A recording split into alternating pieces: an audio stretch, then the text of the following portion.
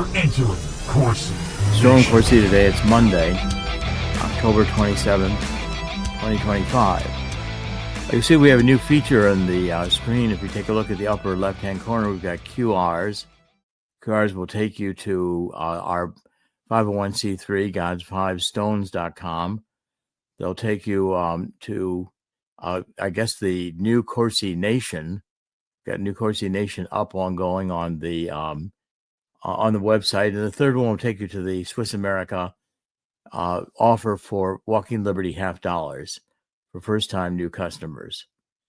All very important. Take a look at them. Makes it easy to navigate through the site and through my various sites.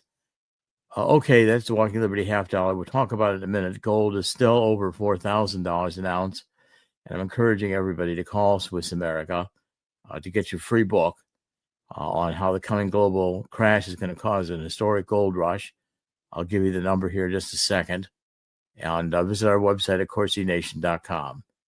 Okay, so the phone number is, it's a toll-free number, 1-800-519-6268.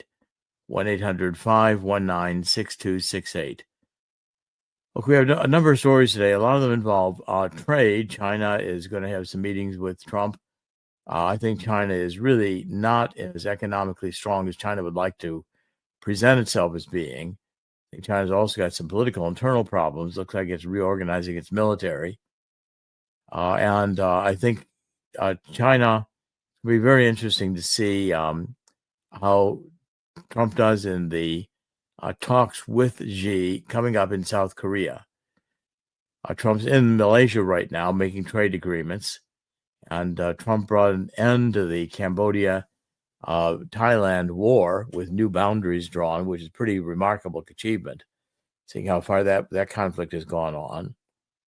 And we're going to cover a couple of other subjects here in terms of, I want to cover what I think is one of the major issues with the Democratic Party, and that is the amount of money that's around and the amount of dark money that's being laundered through the banks. And I want to focus on kind of revealing some of that evil today. We'll comment a bit about Ukraine and Putin and how this can be resolved. I think it's right now a little bit in stalemate again after the issue of our long-range Tomahawk missiles being supplied to Ukraine got finally shot down the last minute by Donald Trump, who realized that was a bad idea, coming from General Kellogg. I've written about that in American Thinker. And so I think now we're at a standstill point, both in Gaza and in Ukraine, Russia. Russia will probably continue taking territory slowly but surely. And the war, I think, will drag on unless Trump just decides he's tired of it and quits funding Zelensky. Without money, Zelensky will dry up and blow away. And the EU will never be strong enough to be able to support him. We're going to end up with a couple of comments on the EU.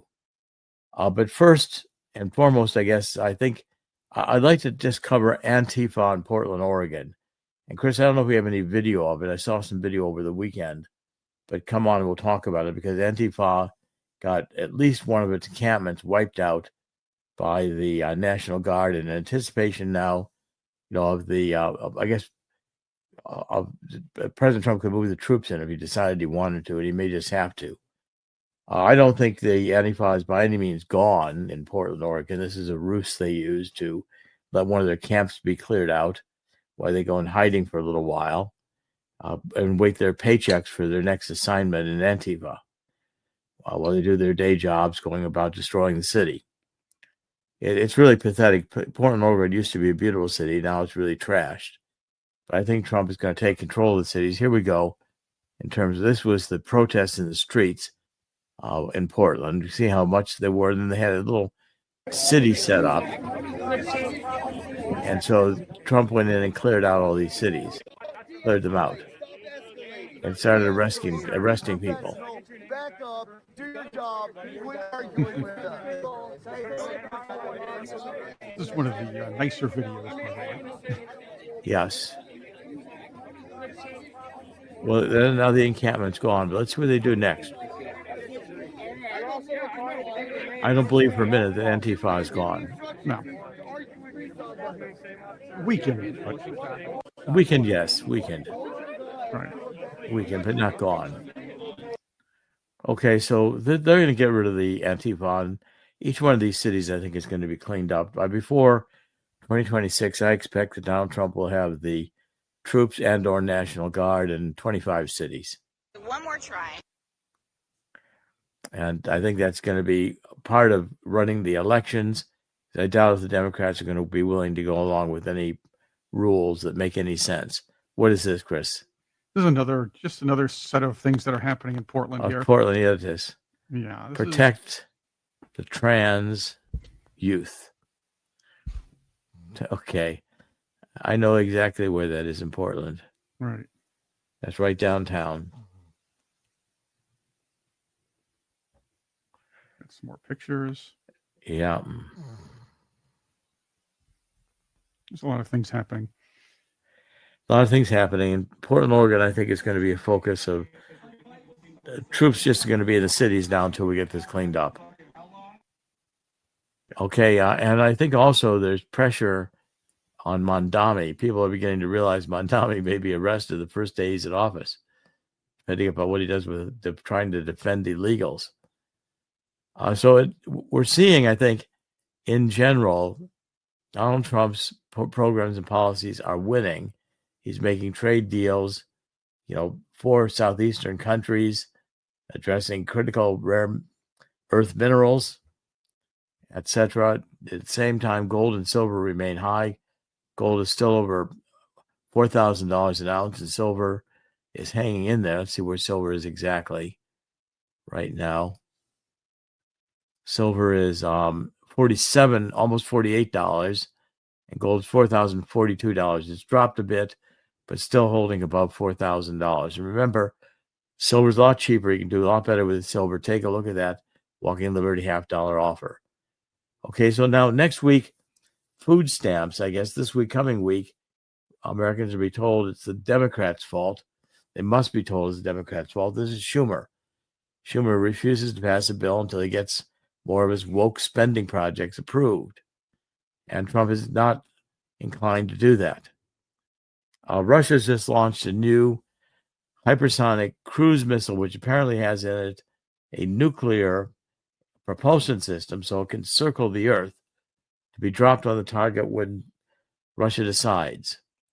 It's called Skyfall by NATO. It has unlimited range powered by a nuclear engine.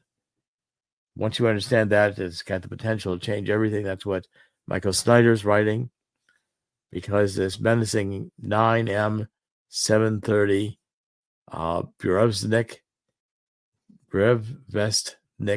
missile, Skyfall in NATO, has the ability to be placed in the sky for use when desired, effectively changing nuclear warfare strategy. Not in our favor. Okay, I want to concentrate on a couple of issues with regards to ActBlue. And this, if you go to God's Five Stones, you can see we devoted a section to this. But I think it's something I'm going to be emphasizing in coming weeks. It's just how much money there really is out there. How much money there is for the this entire play of fraud or money going from foreign countries into NGOs or to Democratic Party elections. Okay, now a couple of reports alarm me. In April, the Department of Justice announced that you had contractors that were not following the ActBlue platform. They were using fraud by using people's social security numbers to make these contributions, even though the people didn't know their social security numbers were being used. Large blocks of money being placed into Democratic NGOs. When they get it out, they have to have somebody who made the contribution, so they use your social security number and your name. You don't know it. Okay, then I went to a report here, this U.S. Department of Justice Criminal Division And this is dated October 10th, 2024, last year. And it said that from January 1, 2018 to April 2024, TD Bank, which is Toronto Dominion Bank, 92% of total transaction volume went unmonitored.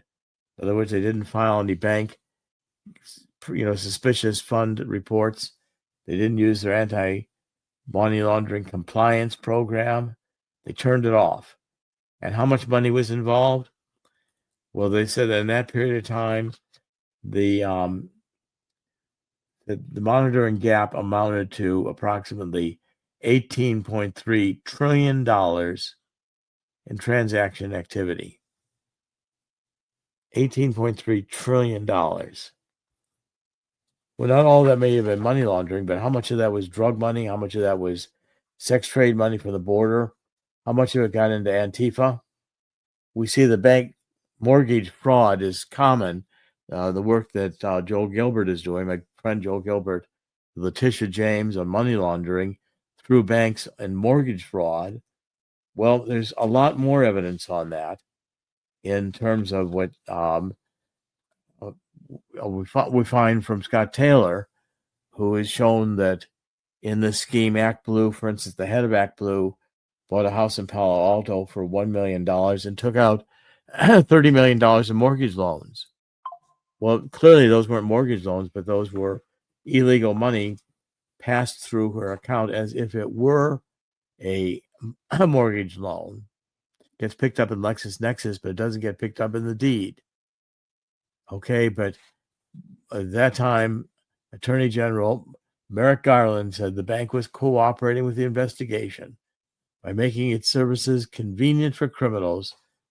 TD Bank became one. That's what Merrick said. By making its services convenient to criminals, TD Bank became one. Press charges, announcing charges. U.S. officials said the bank, 10th largest in the United States, had starved its compliance programs of investment even as it grew. Then there's Chinese money coming into here's a report. This one was published in naturalnews.com, where financial institutions flagged $312 billion in suspected Chinese money laundering networks from 2020 to 2024. Chinese money launderers and Mexican drug cartels become a symbiotic relationship with Chinese citizens seeking to evade currency controls. Okay, so there's a lot of money sloshing around in the system. And James Comer issued subpoenas to ActBlue in September, to ActBlue lawyers, as foreign donation probe kicks up. So Jim Jordan and James Comer have issued subpoenas to a current ActBlue attorney as well as former attorneys, Democratic fundraising powerhouse, according to the New York Post. Okay, so they are looking deeply into how foreign money is transferred through these same banks for the benefit of the Democratic Party and NGOs. And what I'm finding here is that there's plenty of information around that the federal government knows the amount of money laundering that's happening, and virtually nothing's being done about it. This is the Democrats' way to, build their new world order of chaos by making sure they're first wealthy. They get the DAC house.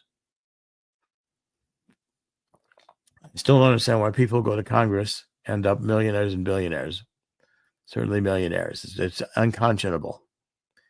And it's really, to me, just disturbing how much money there is. It doesn't cost that much to buy a senator or a congressman in these sex and drug parties in Washington for the congressmen and the senators. It has never stopped since the 1950s, probably before then.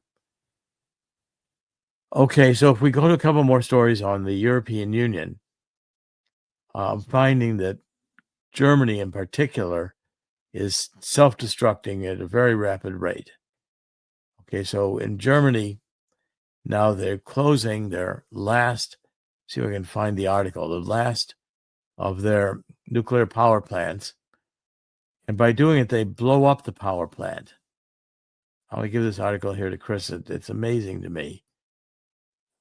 This is let's get this one put up and so people can see it. But it's amazing to me that they're actually going to blow up the towers from a nuclear power plant. There's the article, Chris. Okay, so, and you see a picture here, which they're actually blowing up one of those big towers for the nuclear plant. You can see it toppling over. So the last cooling towers of a German nuclear power plant were demolished over the weekend. So Germany thus continues symbolically and materially with its isolated energy policy path. Even the increasingly drastic economic situation seems unable to shake the German spirit. So Germans are destroying their industrial might while they're worried that their economic condition is deteriorating under massive debt. And now the German nuclear power industry is completely shut down. Okay, so Germany, once the powerhouse of the European Union, is about now to be going through some massive, I think, economic downturn, which could trigger a massive banking crisis. That's something I've been worried about now for a year, and I think it could happen. Orban, meanwhile, vows that Hungary is going to remain an island of peace and migrant-free, as he likens Brussels to Soviet oppressors, demanding that they go along with the Brussels policies. So I think what we're seeing here is a continued shift in the European Union downward trend, which is going to mean that Europe is very, very unlikely to be able to help Ukraine in a significant way in a war unless it's to supply nuclear weapons. And quickly, that's where that war is going. Chris, why don't you come on for a minute? We'll have a conversation, and then we can wrap up for today. But I think what's on my mind is that if Trump stops funding NATO and Zelensky, that war ends. And Trump's now going to get into a reconstruction plan for the Gaza. Let's see if the Gazans are just going to be relocated or if there's a plan to remove them. Oh, there's that talk of a multinational force keeping an eye on Gaza, because as you stated last week, Hamas has worked its best to reassert its authority on the Strip. The funny thing is, I know even Donald Trump said, well, he got rid of the gang. They got rid of the gang. I'm not worried about that. He said that at the White House. The thing is, though, what's going on is Hamas is pretty upset that while they were fighting a war, these gangs, where some of these gang members or gangs, I should say, were muscling in their territory, meaning controlling the citizenry. So Hamas is reasserting that. That's where the public executions came from, and it can only get worse. Yes, I believe there should be a way to keep an eye on them. They're not trustworthy, but do you think a multinational force would work? All things considered, the nations we have to work with? I've never been in favor of a multinational force. Right. I don't think it's going to be effective. I think that the United States eventually is going to put troops there. I think that's a matter of time, but I do think we'll move in that direction. I think we'll want to stabilize the region, and we'll move more troops into Israel, or troops into Israel. I'm not sure we have any stations there now, but I don't see Trump sitting by idly when there's a chance to make sure that we have a presence in the Middle East from which to direct the Abraham Accords and try to get some stabilization to Gaza as it's reconstructed. I totally agree with that. There has to, obviously, the U.S. will keep an eye on them. We'll probably give Israel some, let's just say, lip service, saying that they have some control over what's going on, which they won't, by the way. All things considered, there are going to be new elections coming up, and I'm not sure if we can trust the next person taking over for Netanyahu. Having said that, you're right. A multinational force, considering we have to work with other nations, we don't know who's infiltrating them or not, could be could cause a real situation. Yes, I do believe we should have a base there. I do believe we should keep an eye on things, and the Abraham Accords can roll forward. Yeah, I think that's I think that's really where it's headed. I know the globalists would like to drag this war with Russia into Finland. They'd like to go to war with Russia, but that doesn't seem to me to be a particularly bright thing to do. So, I think from here on, Trump is going to try to have to be more and more pushing the economic button, getting countries to realize that war is not a way to solve problems in a nuclear age. This isn't the year 506. It's not the year 35 BC. That's right. That's right. War is not exactly great public diplomacy or great foreign diplomacy anymore. If it ever was. Right. It never was, but it's worse now. But the depopulationists seem to enjoy it. They just love it. That's right. See, this is the other thing. If people haven't been paying attention to Corsi Nation and its previous incarnation, the Truth Central, for the last few years, the depopulationists will find a way, to depopulate, if you will. Right. They'll do it. Check us out at God's Five Stones. We're going to be doing much more on that. G-O-D, no apostrophe on the S. F-I-V-E, you spell out as a word, and Stones, S-T-O-N-E-S. There will be a new executive order coming down very quickly now. It's under preparation on election integrity. And I think people are going to find that Donald Trump is going to demand only citizens vote. There'll be an uproar among the Democrats who want to increasingly devote their party to protecting criminals and illegal immigrants and transgenders. This is Dr. Jerome Corsi. In the end, God always wins, and God will win here too. And